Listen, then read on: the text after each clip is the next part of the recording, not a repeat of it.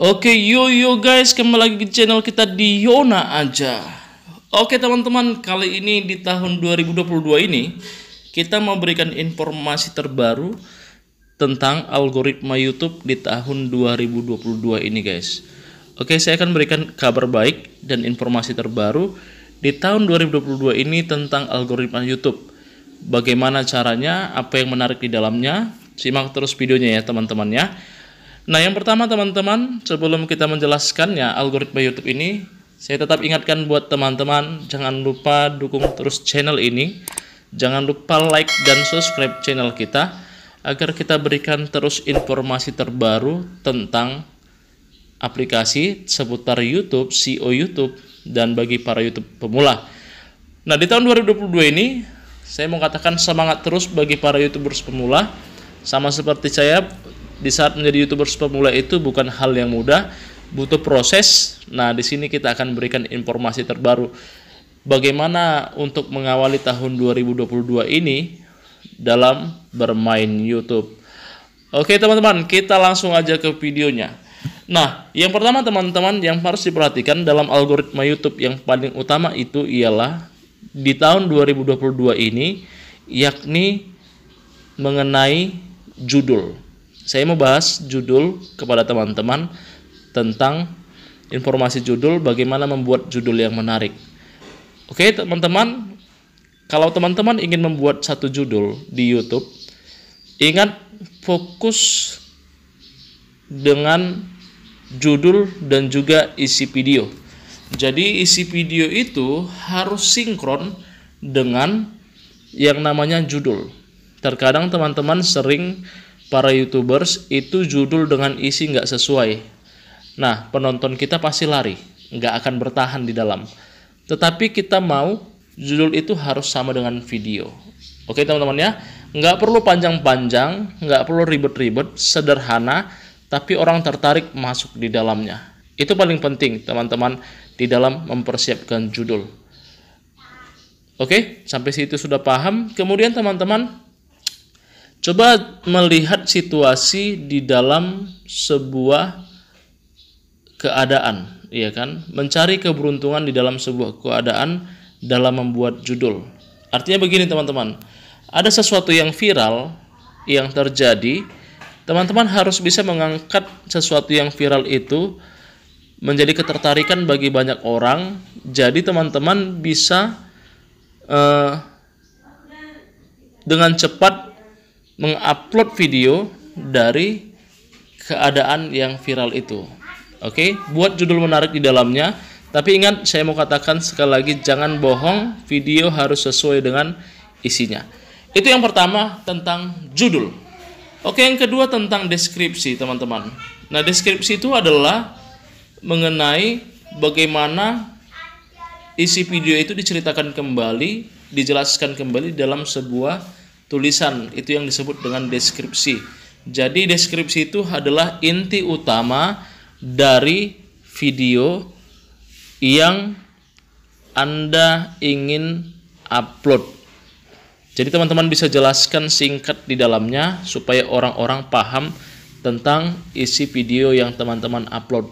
Itu dia deskripsi teman-teman. Nah, usahakan judul dan deskripsi itu harus sinkron.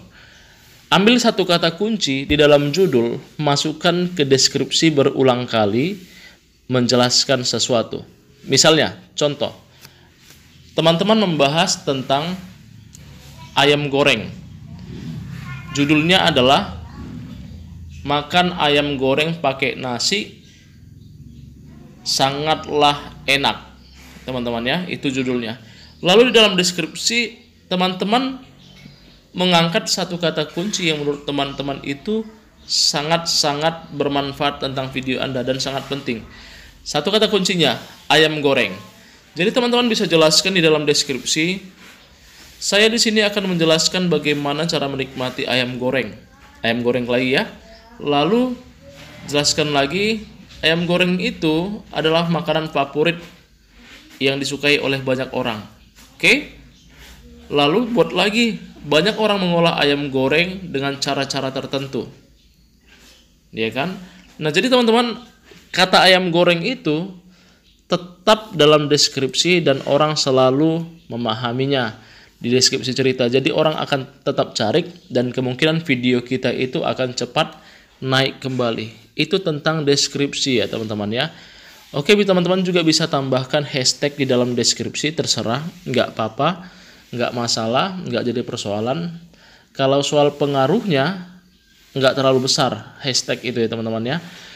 Lalu yang ketiga teman-teman, ini yang paling penting juga, teman-teman kalau upload video, kualitas video itu sangat penting ya teman-teman ya. Nggak harus pakai kamera bagus, nggak harus beli kamera, pakai HP YouTube pun, yang penting kita bisa editing, bisa edit dengan kualitas yang baik. Ingat, penonton Anda sangat menyukai video-video yang betul-betul sedap dipandang oleh mata, ya kan? Enak dilihat, enak diperhatikan. Jadi algoritmanya itu ada di situ. Ketika isi video kita sendiri sudah tidak menarik, maka teman-teman video kita itu tidak akan dikunjungi oleh orang. Ingat, kualitas video sangat penting. Bagaimana cara membuat kualitas video tinggi di YouTube?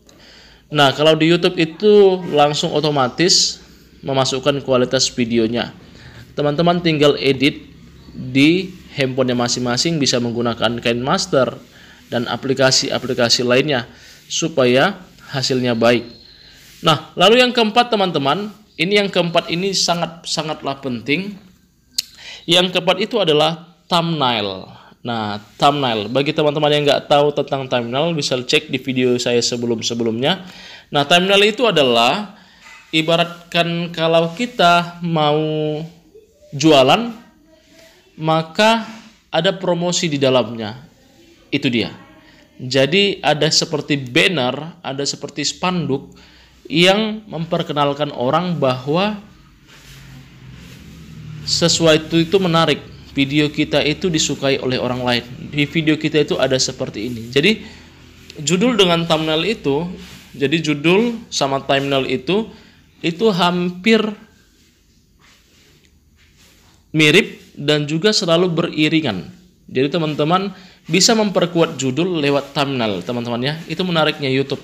Teman-teman bisa memperkuat judul di dalam video itu dengan sebuah thumbnail, ya kan?